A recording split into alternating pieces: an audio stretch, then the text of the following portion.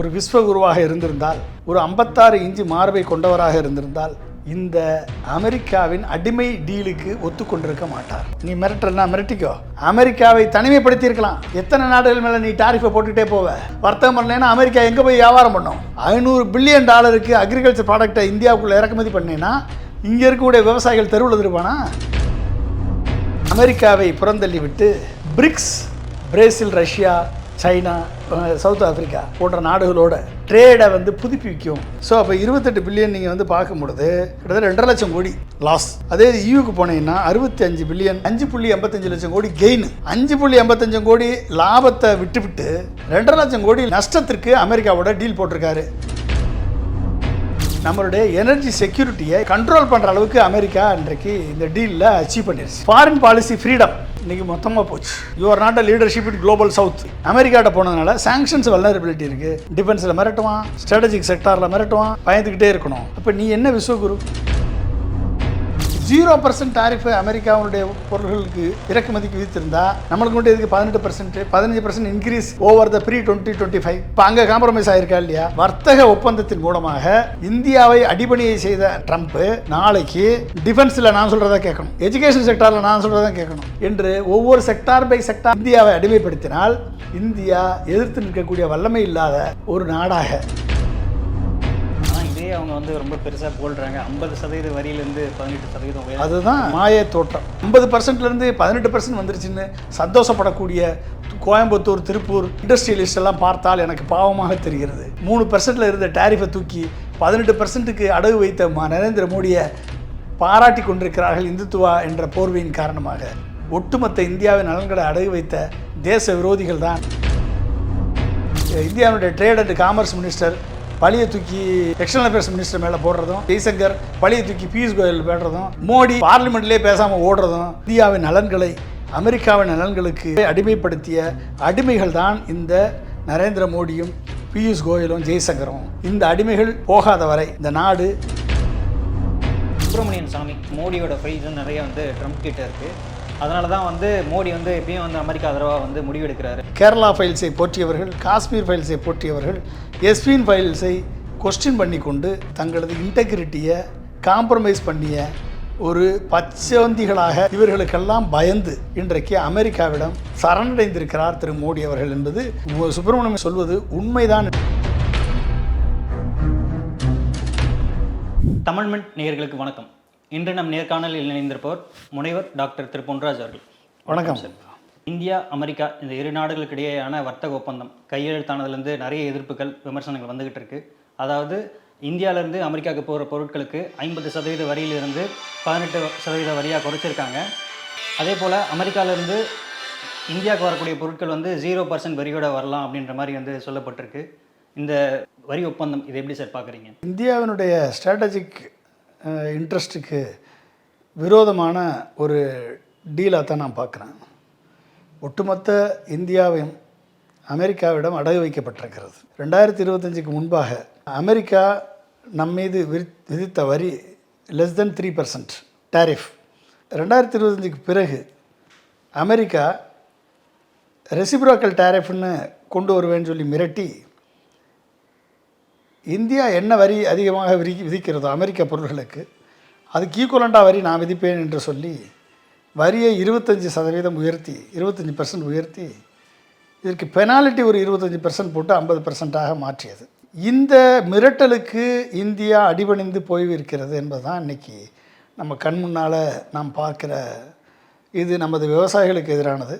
அமெரிக்காவுடைய இம்போர்ட் 0%ல் கொண்டு போய் நிறுத்தி இந்தியா உன்னுடைய பொருள்களுக்கு 25%லிருந்து 18% குறைத்திருக்கிறார்கள். அப்படி இருந்தும் நம்ம 15% லூஸ் பண்ணியிருக்கோம். ஏன்னா 2020க்கு முன்னால் 3% வரியைத்தான் அமெரிக்கா டாரிஃப் நம்ம மேலே விதித்திருந்தது. ஆனால் இதே அவங்க ரொம்ப பெருசாக போடுறாங்க. 50% வரியிலேருந்து 18% அதுதான் மாய தோற்றம். இந்த மாய தோற்றத்தினால் ஏற்படக்கூடிய இழப்பு அப்படின்னு நீங்கள் பார்த்தீங்கன்னா இந்தியாவுக்கு ஏற்படக்கூடிய இழப்பு எக்கனாமிக்கலி, ஸ்ட்ராட்டஜிக்கலி, ஜியோ பொலிட்டிக்கலி, தென் ஃபாரின் பாலிசி, தென் இந்தியாவுடைய ஸ்ட்ராட்டஜிக் அட்டானமிக்கு ஏற்பட்ட மிகப்பெரிய ஒரு சிக்கல். ஒட்டுமொத்த இந்தியாவும் அமெரிக்காவினுடைய மிரட்டலுக்கு அடிபணிந்து இன்றைக்கு அமெரிக்காவிடம் இந்தியாவினுடைய இன்ட்ரெஸ்ட் அடகு வைக்கப்பட்டிருக்கிறது. அதை அடகு வைத்தவர் பாரத பிரதமர் திரு நரேந்திர மோடி அவர்கள், இந்தியாவின் trade and commerce minister Piyush Goyal அவர்கள், இதை ஃபெசிலிட்டேட் பண்ணவர் minister of external affair mister Jaishankar அவர்கள். இந்த 3 பேரும் சேர்ந்து ஒட்டுமொத்த இந்தியாவினுடைய ஸ்ட்ராட்டஜிக் அட்டானமியை, ஜியோ பொலிட்டிக்கல் இண்டிபெண்டன்ஸை, எக்கனாமிக்கல் இன்ட்ரெஸ்ட்டை அடகு வைத்து $17 பில்லியன் 27 பில்லியன் இழப்பை இந்தியாவிற்கு ஏற்படுத்தி இருக்கிறார்கள் நரேந்திர மோடி அவர்கள். உண்மையிலேயே இந்தியாவினுடைய பிரதமர் ஒரு விஸ்வகுருவாக இருந்திருந்தால், ஒரு 56 இன்ச்சு மார்பை கொண்டவராக இருந்திருந்தால், இந்தியாவின் மேல் தேசபக்தி உள்ளவராக இருந்திருந்தால், இந்தியாவினுடைய ஃபாரின் பாலிசியை காக்கக்கூடிய வல்லமை பெற்றவர்களாக இருந்திருந்தால், இந்தியாவினுடைய விவசாயிகளின் நலத்தை மனதில் கொண்டவராக இருந்திருந்தால், இந்தியாவுடைய இண்டஸ்ட்ரி அண்ட் மேனுஃபேக்சரிங் செக்டாருடைய நலத்தை மனதில் கொண்டவராக இருந்திருந்தால், சைனாவுடைய ஜீபெங் மாதிரி இருந்தால், வடகொரியாவுடைய கிம் மாதிரி இருந்திருந்தால், ரஷ்யாவினுடைய அதிபர் பிரசிடென்ட் புட்டின் மாதிரி இருந்திருந்தால், இந்த அமெரிக்காவின் அடிமை டீலுக்கு ஒத்துக்கொண்டிருக்க மாட்டார். நீ டீல் போடனா போட்டுக்கோ, நீ மிரட்டல்னா மிரட்டிக்கோ, உன் கூட முடிஞ்சால் நான் வர்த்தகம் வைத்துக் கொள்கிறேன், இல்லை என்றால் நான் டிஃபரெண்ட் பாத் எடுக்கிறேன். A leader will be considered as a leader if you walk into an unexplored path. சரியா? அப்போ எப்படிப்பட்ட லீடராக இருக்கணும்? நான் அமெரிக்காவினுடைய மிரட்டலுக்கு அடிபணிய மாட்டேன். இந்தியா எனக்கு முக்கியம், இந்தியாவினுடைய தேசம் முக்கியம், இந்தியாவின் விவசாயிகள் முக்கியம், இந்தியாவின் தொழில்துறை முக்கியம், இந்தியாவின் ஸ்ட்ராட்டஜிக் இன்ட்ரெஸ்ட் முக்கியம், இந்தியாவின் ஃபாரின் பாலிசி முக்கியம், இந்தியாவின் ஜியோ பொலிட்டிக்கல் டைனமிக்ஸ் முக்கியம், இந்தியாவின் அணிசேரா தன்மை முக்கியம். இதெல்லாம் நான் முக்கியத்துவம் கொடுக்கக்கூடிய ஒரு பிரைம் மினிஸ்டர் நமக்கு வாய்த்திருந்தால் எப்படிப்பட்ட பாதை எடுத்திருப்பாங்க அப்படின்னா, அமெரிக்காவை புறந்தள்ளி விட்டு இந்தியா இனிமேல் யூரோப்பியன் யூனியனோட, நேட்டோ நாடுகளோட, ஏசியன் கண்ட்ரியோட, BRICS, Brazil, Russia, China, South Africa போன்ற நாடுகளோட ட்ரேடை புதுப்பிக்கும், அமெரிக்காவின் ட்ரேடை குறைத்து கொண்டு இந்த நாடுகளோட ட்ரேடை புதுப்பிக்கும் சொல்லியிருந்தால், அந்த ரூட்டை எடுத்திருந்தால், இன்றைக்கி $25 பில்லியன் இருந்து $65 பில்லியன் ஆனுவல் வருஷத்திற்கு இந்தியாவிற்கு அட்வான்டேஜாக மாறி இருக்கும். ஸ்ட்ராட்டஜிக் அட்டானமியை நம்ம லூஸ் பண்ணியிருக்க மாட்டோம். ஜியோ பொலிட்டிக்கல் டைனமிக்ஸில் இந்தியா வல்லமை பெற்ற நாடாக மாறி இருக்கும். ஓகே, நமக்கு எக்கனாமிக் லாஸை தவிர்த்து அமெரிக்காவோட போட்ட டீல்னால் இன்றைக்கி $27 பில்லியன் லாஸ். ஆனால் யூரோப்பியன் பார்த்து எடுத்திருந்தா $65 பில்லியன் கெயின். இது செய்ய தவறிய நரேந்திர மோடியால் இந்தியா இன்றைக்கு தனிப்பட்ட ஒரு வளருகின்ற நாடு என்ற நிலையிலிருந்து அடிமைத்தனமான நாடாக மாறி நிற்கிறது. ஓகே, ஏன் இந்த முடிவு எடுக்கலை? இந்த முடிவு எடுத்திருந்தா இன்னும் எவ்வளோ நாள் ட்ரம்ப்பு அமெரிக்கா ஃபர்ஸ்ட் பாலிசி, அமெரிக்காவை தனிமைப்படுத்தியிருக்கலாம். எத்தனை நாடுகள் மேலே நீ டாரிஃபை போட்டுக்கிட்டே போவ? நீ எல்லா நாடுகளும் உங்களோட டாரிஃப் இன்க்ரீஸ் பண்ணிட்டே போவ, உங்களோட வர்த்தகம் பண்ணலைன்னா அமெரிக்கா எங்கே போய் வியாபாரம் பண்ணும்? எங்கே போய் வியாபாரம் பண்ணும்? $500 பில்லியன் அக்ரிகல்ச்சர் ப்ராடக்டை இந்தியாவுக்குள்ளே இறக்குமதி பண்ணேன்னா இங்கே இருக்கக்கூடிய விவசாயிகள் தெருவில் இருப்பானா? இங்கே இருக்கக்கூடிய விவசாய பொருள்கள், விளைபொருள்கள் இன்றைக்கி ஏற்கனவே விளைபொருள்கள் கிடைக்கல, அவங்களுக்கு ஏற்ற விளைபொருளுக்கான விலை கிடைக்கல. 2 மடங்கு விலை தருவேன்னு சொன்னார் MS சுவாமிநாதன் கமிட்டியினுடைய பரிந்துரைப்படி. இன்றைக்கி கொடுக்கல. விவசாயிகளின் உற்பத்தியை 2 மடங்கு பெருக்குவேன்னார், வருமானத்தை 2 மடங்கு பெருக்குவேன்னார் நரேந்திர மோடி. இன்றைக்கி அந்த விவசாயிகளுக்கு எதிராக செயல்பட்டிருக்கிறார் நரேந்திர மோடி. இன்றைக்கி நம்மளுடைய இண்டஸ்ட்ரியல் செக்டாருக்கு எதிராக செயல்பட்டிருக்கிறார். இன்றைக்கு அடக்குமுறை மூலமாக, வர்த்தக ஒப்பந்தத்தின் மூலமாக இந்தியாவை அடிபணியை செய்த ட்ரம்ப்பு நாளைக்கு டிஃபென்ஸில் நான் சொல்கிறத கேட்கணும், எஜுகேஷன் செக்டாரில் நான் சொல்கிறத கேட்கணும் என்று ஒவ்வொரு செக்டார் பை செக்டாராக அவர் இந்தியாவை அடிமைப்படுத்தினால், இந்தியா எதிர்த்து நிற்கக்கூடிய வல்லமை இல்லாத ஒரு நாடாக, சைனா போல பொருளாதார வல்லமையற்ற இந்தியா, பொருளாதாரத்தில் வீக்கான இந்தியா, 200 லட்சம் கோடி கடன் வாங்கிய India, GDP to dept ratio 55% வைத்து கொண்டு, ஃபாரின் எக்ஸ்சேஞ்ச் ரிசர்வ் $650 பில்லியன் மேலே ஏற்ற முடியாமல், ரூபாயின் மதிப்பை 90 ரூபாய்க்கு கீழே அதாலபாதத்துக்கு தள்ளிய நரேந்திர மோடி இன்றைக்கு இந்தியாவை அமெரிக்காவினுடைய மிரட்டலுக்கு அடிபணிந்து இந்தியாவை அடமானம் வைத்த அமெரிக்காவின் அடிமையாக மாறியிருக்கிறார் நரேந்திர மோடி அவர்கள். அதே போல் வந்து இந்த ஒப்பந்தத்துக்கு அப்புறம் வந்து நாடு முழுக்க வந்து விவசாய சங்கங்கள், அதுக்கப்புறம் வந்து பால் கூட்டுறவு சங்கங்கள்லாம் வந்து போராட்டங்கள் வந்து முன்னெடுக்க போகிறாங்க அப்படின்ற மாதிரி அறிவிச்சிருக்காங்க. இதெல்லாம் வந்து இந்த விவசாயத்துறையில், பால் உற்பத்தி துறையில் எவ்வளோ வந்து தாக்கத்தை ஏற்படுத்த போகுது? இந்த செக்டர் என்ன மாதிரியான ஒரு சூழலுக்கு வந்து தள்ளப்பட போகுது? நான் வந்து இதனுடைய 3% டாரிஃபு 2025 ப்ரீ டீல், ப்ரீ 2025 3% தான் அமெரிக்கா வந்து இந்திய பொருள்களுக்கு டாரிஃப் விதித்தது. இந்தியா வந்து இன்றைக்கி 0% ஆக்கிருச்சு. இந்தியா என்ன குற்றச்சாட்டு இந்தியா மேலே?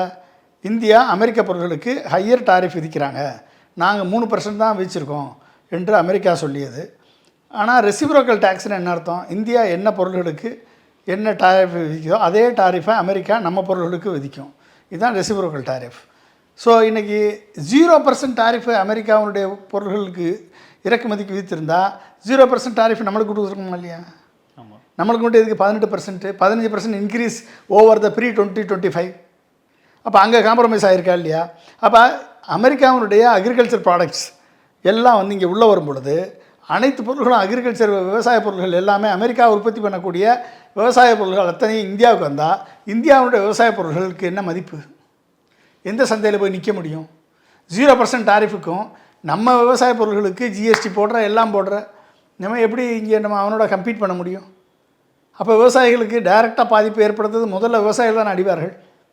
அப்போ இது மட்டும் இல்லை, நான் எல்லா செக்டாரையுமே கம்பேர் பண்ணி நான் சொல்கிறேன். நான் எப்படியெல்லாம் வந்து நம்மளுக்கு பாதிப்பு ஏற்படுது அப்படின்னு. Annual net economic impact US centric பார்த்து எடுத்திருக்கோம். இப்போ வந்து நம்ம யூஎஸ் சென்ட்ரிக் சார்ந்து அதில் 16 to 27 பில்லியன் டாலர் லாஸ் நம்மளுக்கு இந்தியாவுக்கு. அதே இது டைவர்சிஃபைடு ஏசியா பிரிக்ஸ் பார்த்து எடுத்திருந்தா 45 to 65 பில்லியன் கெயின் இந்தியாவுக்கு. இதை எடுக்கலை நரேந்திர மோடி.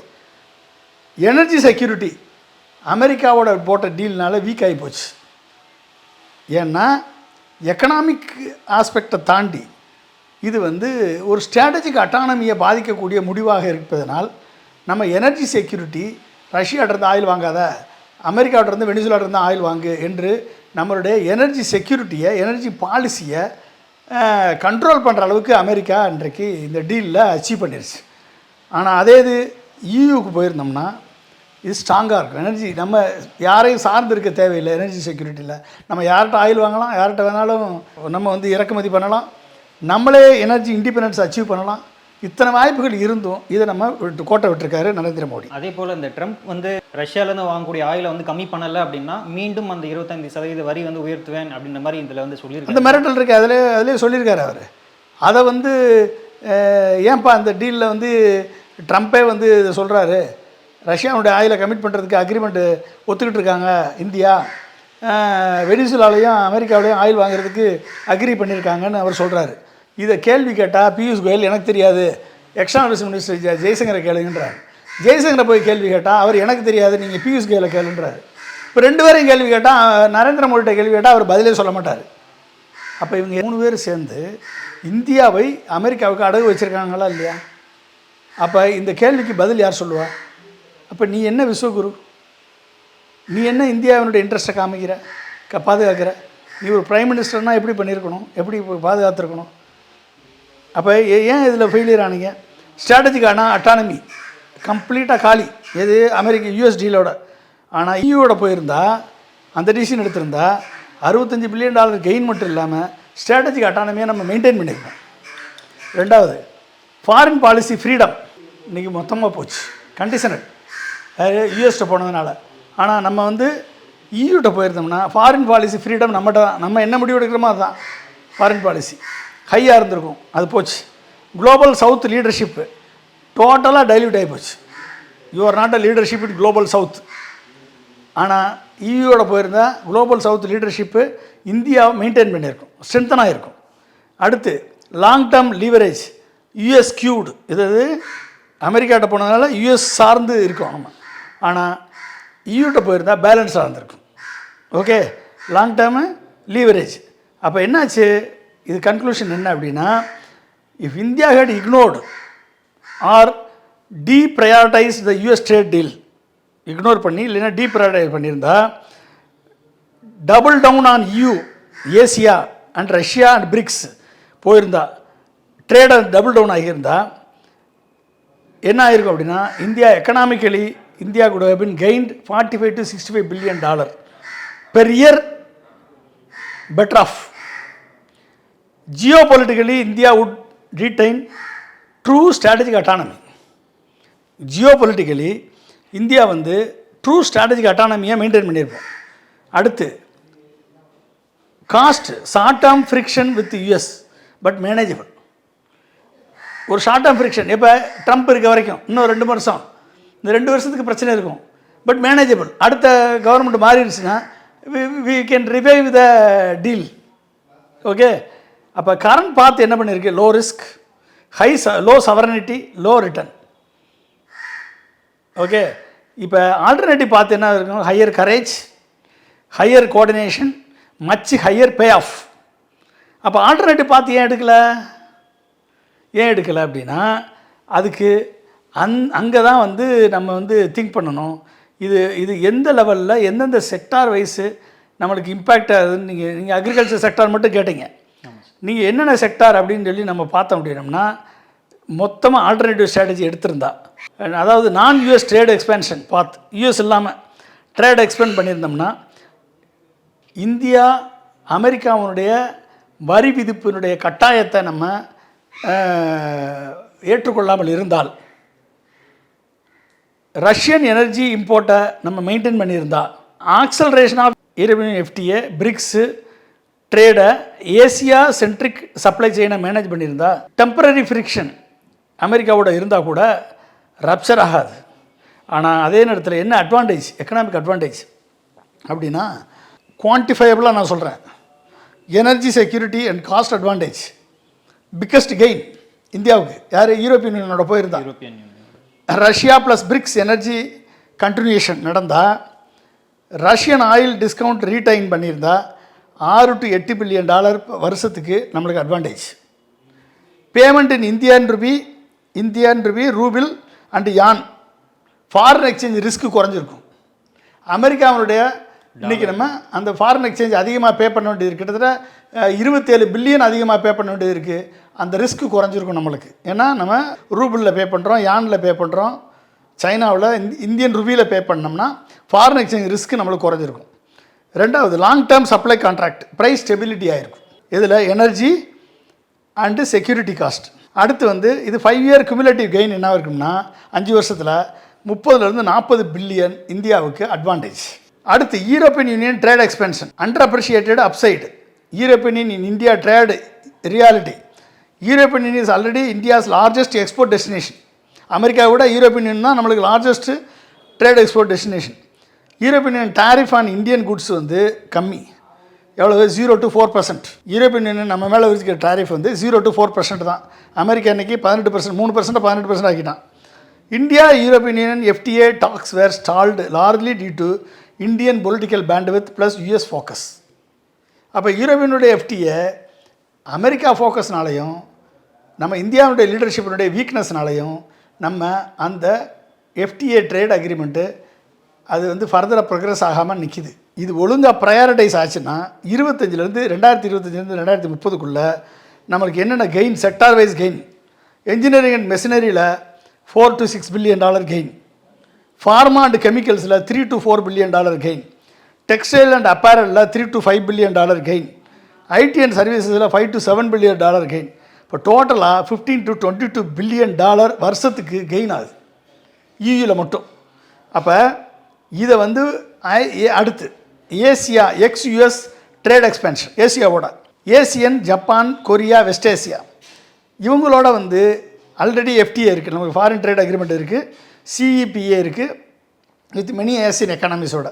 இதை ஒழுங்காக பண்ணியிருந்தோம்னா டபுள் டவுன் ஆகும் இன்ஸ்டெட் ஆஃப் யூஎஸ் டீலு. இதில் ஏசியன் மேனுஃபேக்சரிங் எக்ஸ்போர்ட் மட்டும் $5 to $7 billion gain, Japan, Korea, auto and எலக்ட்ரானிக்ஸில் $3 to $4 billion gain, Gulf petrochemical plus சர்வீசஸில் $4 to $6 billion கெயின். அப்போ டோட்டல் எவ்வளோ கெயின், ஏசியாவில் $12 to $17 billion per year gain. அடுத்து China trade controlled but preferable. Controlled தான் சைனாவோட, but preferable. Politically sensitive but economically real. நம்ம ஏற்கனவே அமெரிக்காவை விட சைனாவோட தான் அதிகமான ட்ரேடு பண்ணுறோம். India imports 100 billion from China. அது 100 பில்லியன் ஃப்ரம் சைனா. அமெரிக்காவிலேருந்து 80 பில்லியனுக்கு தான் இம்போர்ட் பண்ணுறோம். ஆனால் 100 பில்லியனுக்கு சைனாவிலேருந்து இம்போர்ட் பண்ணுறோம். Exports only 15 billion. Huge imbalance.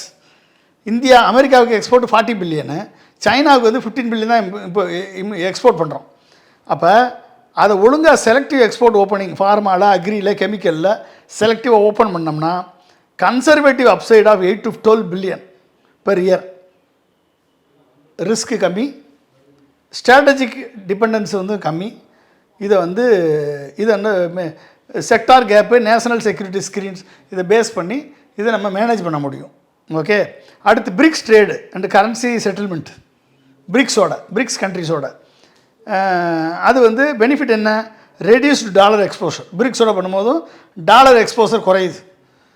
No tariff weaponisation. டாரிஃபை வச்சு மிரட்டுறது வேலை இல்லை. சவுத் சப்ளை செயின் அதில் நம்ம வந்து ஸ்ட்ராங் ஆகிரும்.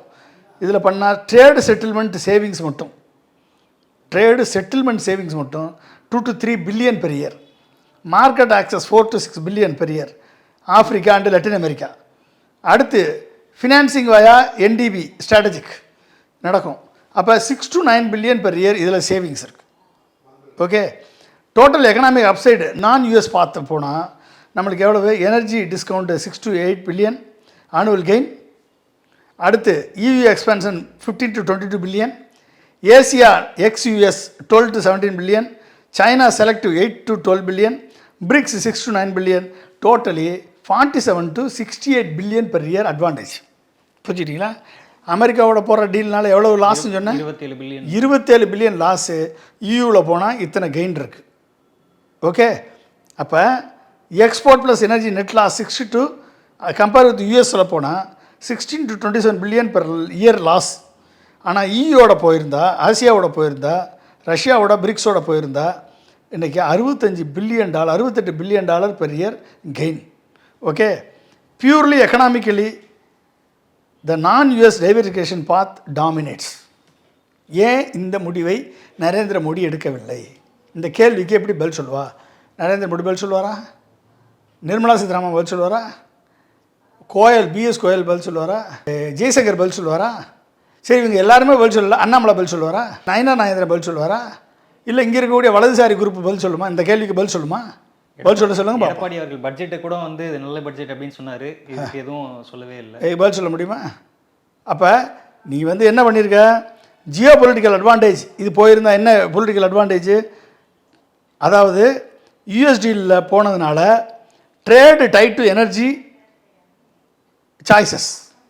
இப்போ ட்ரேடு வந்து வர்த்தகம் வந்து நம்ம எந்த எனர்ஜி யார்கிட்ட வாங்கணும், எதை யூஸ் பண்ணணுன்றதில் நம்மளை கட்டி போட்டிருக்கான் அமெரிக்கா. ஆனால் யூரோப்பியன் யூனியன் போயிருந்தா ட்ரேடு டீலிங்க்டு. நம்ம யார்கிட்ட வேணாலும் எனர்ஜி வாங்கலாம், நம்மளே இண்டிபெண்ட்டாக உற்பத்தி பண்ணலாம், எனர்ஜி இண்டிபெண்டன்ஸ் அச்சீவ் பண்ணலாம். ரஷ்யாட்ட வாங்கலாம், வேறு எந்த கண்ட்ரிலேருந்து வாங்கலாம். ஓகே. அமெரிக்காட்ட இருந்தால் வாங்கணும்னு அவசியம் கிடையாது. அப்போ என்ன அது? ஸ்ட்ராட்டஜிக் அட்டானமி அதில் ஃபெயிலியர். இந்த ஃபெயிலியர் உருவாக்குனது யார்? நரேந்திர மோடி. சரி, அடுத்தது ஃபாரின் பாலிசி. யூஎஸோட போனதுனால ஃபாரின் பாலிசியில் நம்ம ஃபெயிலியர் ஆகிட்டோம், கன்ஸ்ட்ரெயின் ஆகிட்டோம். ஓகே. இதே இது EU போயிருந்தோம்னா மல்டி அலைன்மெண்ட் இன்டாக்டாக இருக்கும். மல்டி அலைன்மெண்ட் யார்கிட்ட வேணாலும் நம்ம அலைன் பண்ணிக்கலாம். அதே இடத்துல அட்வான்டேஜ். அடுத்து சாங்ஷன்ஸு வல்னரபிலிட்டி. அமெரிக்காட்ட போனதுனால சாங்ஷன்ஸ் வல்னரபிலிட்டி இருக்குது. நம்மளை தொடர்ந்து மிரட்டிக்கிட்டே இருப்பாங்க. டிஃபென்ஸில் மிரட்டுவான், ஸ்ட்ராட்டஜிக் செக்டாரில் மிரட்டுவான், எல்லாத்துலேயும் மிரட்டுவான். பயந்துக்கிட்டே இருக்கணும். ஆனால் EU பார்த்து எடுத்திருந்தா இது அத்தனையிலிருந்து நம்ம ஃப்ரீயாக இருக்கலாம், ரெடியூஸ் ஆகிருக்கும். ஓகே. அப்போ India remains truly non-aligned but quiet and aligned but quiet. Okay. எதில் போயிருந்தா? EUவில் போயிருந்தா. நீ அமெரிக்காவில் போய் என்ன பண்ணிட்ட? இந்தியாவுடைய ஸ்ட்ராட்டஜிக் அட்டானமி அடகு வச்சுருக்க, ஃபாரின் பாலிசி அடகு வச்சுருக்க, இந்தியாவுடைய எக்கனாமியை அடகு வச்சுருக்க, எக்கனாமியை வல்னரபிள் ஆக்கியிருக்க, ஒட்டுமொத்த பொருளாதாரத்தை வீக்கன் பண்ணியிருக்க. இப்படி பண்ண பிரைம் மினிஸ்டர் எப்படி இந்தியாவுக்கு நம்பிக்கைத்தன்மை உள்ளவராக இருப்பார்? இந்த கேள்விக்கு பதில் இருக்கா? யாராவது சொல்ல முடியுமா பதில்? அடுத்து லீடர்ஷிப் குளோபல் சவுத். குளோபல் சவுத்தில் இந்தியா தான் லீடர்ஷிப். இதில் எங்கே India would emerge as a voice of sanction affected economy பண்ணியிருந்தோம்னா என்ன இருக்கும்? சாங்ஷன் அஃபெக்டட் எக்கனாமிக்கெல்லாம் ஒரு வாய்ஸ் கொடுக்கக்கூடிய லீடர்ஷிப், குளோபல் சவுத் லீடர்ஷிப்பாக இந்தியா எமர்ஜ் ஆகிருக்கும். இந்த ஆப்பர்ச்சுனிட்டியை தவற விட்டு இந்தியாவை அடிமையாக்கியிருக்கார் மோடி. ஓகே. அடுத்து bridge between BRICS, EU and ஏசியானுக்கு நம்ம இந்தியா ஒரு பிரிட்ஜாக ஆகிருப்போம். அந்த ஆப்பர்ச்சுனிட்டியை இழந்துட்டார். அடுத்து strengthen India's claim to United nation security council reform லீடர்ஷிப்பில் India வந்து நம்மளுடைய லீடர்ஷிப் கிளைமில் ஸ்ட்ரென்தன் பண்ணியிருப்போம். ஏன்னா எக்கனாமி கூடுது. அடுத்து என்னது? சவுத் ட்ரேட் ஆர்கிடெக்சரில் இந்தியா வந்து வல்லமை உள்ள நாடாக மாறி இருக்கும். ட்ரேட் ஆர்கிடெக்சரில். ஓகே. இத்தனையும் நம்ம விட்டுருக்கோம். Russia China balance without subservience. ரஷ்யாவுக்கும் சைனாவுக்கும் இடையில் பேலன்ஸ் பண்ணியிருப்போம், யாருக்கும் அடிமையாகாமல், சப்சர்வியன்ஸ்.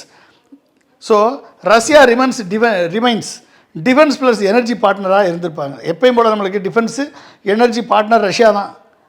டிஃபென்ஸில் ரஷ்யா தான் நம்மளுக்கு பார்ட்னரு இன்றைக்கி வரைக்கும், அமெரிக்கா கிடையாது. அப்போ ரிமைன்ஸ் அவங்க தொடர்ந்து இருந்திருப்பாங்க. China remains competitor.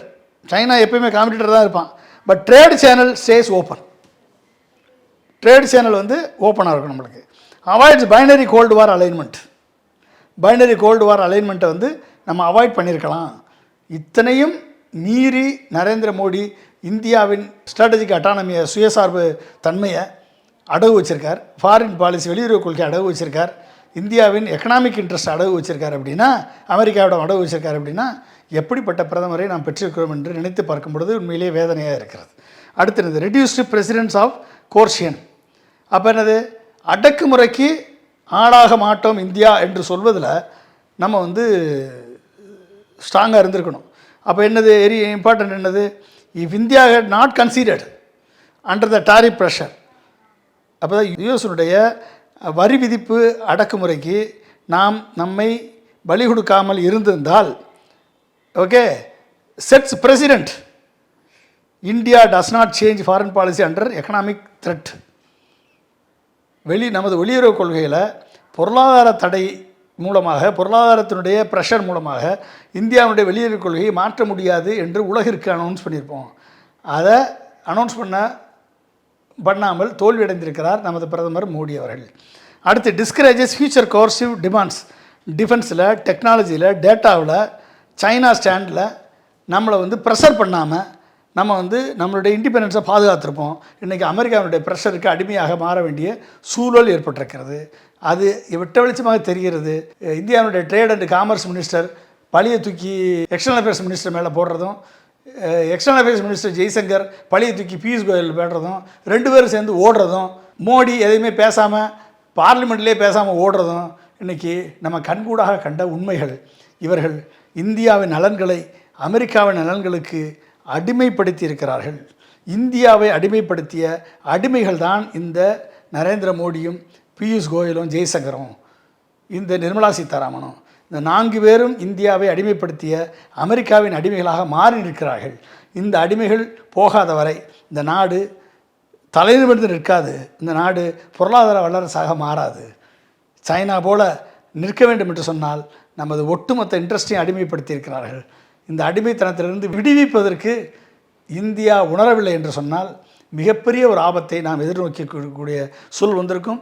விவசாயிகள் பாதிக்கப்படுவார்கள், தொழிலாளர்கள் பாதிக்கப்படுவார்கள், நமது இண்டஸ்ட்ரி பாதிக்கப்படும். இது எதுவுமே புரியாமல் 25-50%லேருந்து 18% வந்துருச்சுன்னு சந்தோஷப்படக்கூடிய கோயம்புத்தூர், திருப்பூர் இண்டஸ்ட்ரியலிஸ்ட் எல்லாம் பார்த்தால் எனக்கு பாவமாக தெரிகிறது. 3% இருந்த டேரிஃபை தூக்கி 18%க்கு அடகு வைத்த நரேந்திர மோடியை பாராட்டி கொண்டிருக்கிறார்கள் இந்துத்துவா என்ற போர்வையின் காரணமாக. பாவம் அவர்கள். நிறைய பேர் வந்து தங்க கடிதம் அப்படின்ற மாதிரி இந்த ஒப்பந்தத்தெல்லாம் வந்து பாவம் அவர்கள்.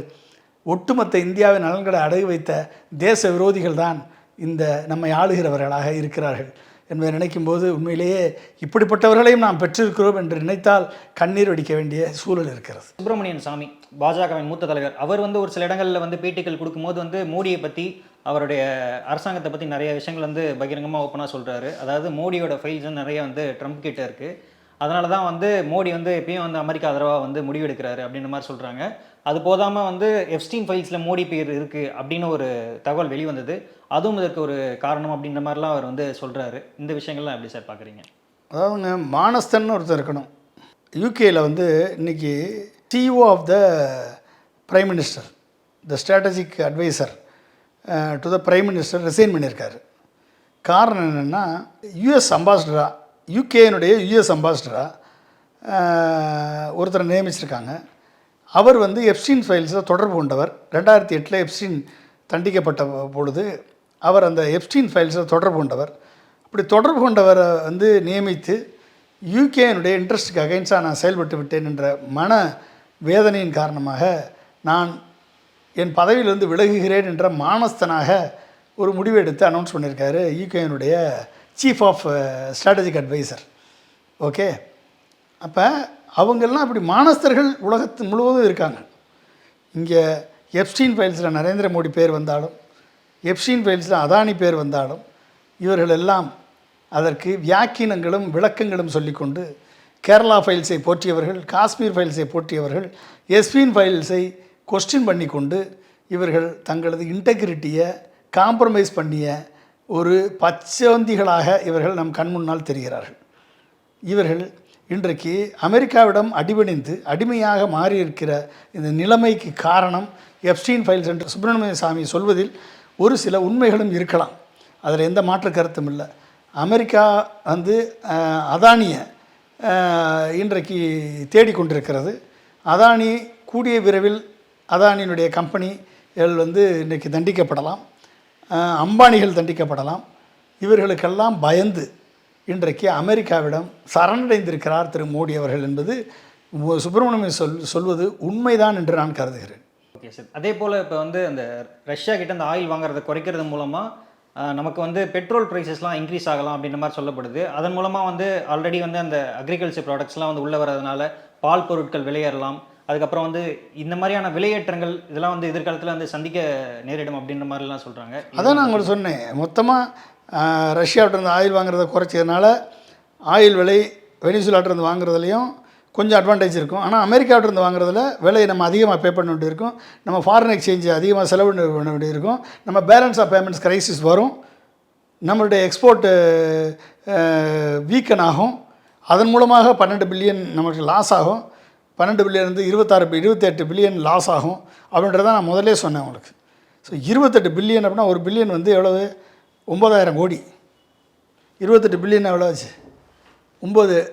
ஓகே, ஸோ அப்போ 28 பில்லியன் நீங்கள் வந்து பார்க்கும் பொழுது கிட்டத்தட்ட 2.5 லட்சம் கோடி லாஸ். அதே ஈவுக்கு போனீங்கன்னா 65 பில்லியன் இன்ட்டு 9,000 கோடி, 5.85 லட்சம் கோடி கெயின். 5.85 கோடி லாபத்தை விட்டுவிட்டு 2.5 லட்சம் கோடி நஷ்டத்திற்கு அமெரிக்காவோட டீல் போட்டிருக்காரு நரேந்திர மோடி. அதனால் ஏற்படக்கூடிய பாதிப்பு யாருக்கு? விவசாயிகளுக்கு, எனர்ஜி செக்டாருக்கு, நம்ம பெட்ரோல் டீசல் இம்போர்ட்டுக்கு, ஃபாரின் எக்ஸ்சேஞ்ச் ரெவென்யூ டிப்ளீஷன் ஆகும், நம்மளுடைய ரூபாயின் மதிப்பு குறையும், இன்னமும் டிவேல்யூ ஆகும். ஓகே, பொருளாதார தாக்கம் இருக்கும். ஆனால் இது எதுவுமே தெரியாது இவர்களுக்கு. மதவாதத்தை மட்டும் வைத்து மக்களை முட்டாளாக்கி ஒட்டுமொத்த இந்தியாவினுடைய ஸ்ட்ராட்டஜிக் இன்ட்ரெஸ்ட்டை, இந்தியாவினுடைய தேசத்தை அடகு வைக்கக்கூடிய செயலில் இந்த நரேந்திர மோடி ஈடுபட்டிருக்கார் என்பது தெளிவாக தெரிகிறது. இந்த டீலிருந்து இதை புரிந்து கொள்ளாமல் மக்கள் இருக்கிறார்கள் என்று நினைக்கும் பொழுது தான் நம்மளுக்கு வந்து வேதனையாக இருக்கிறது. யுஎஸ் இந்தியா அக்ரிமெண்ட் பற்றி நிறைய ஆழமான கருத்துக்கள் வந்து பகிர்ந்தமைக்கு ரொம்ப நன்றி சார். ஓகே, நன்றி.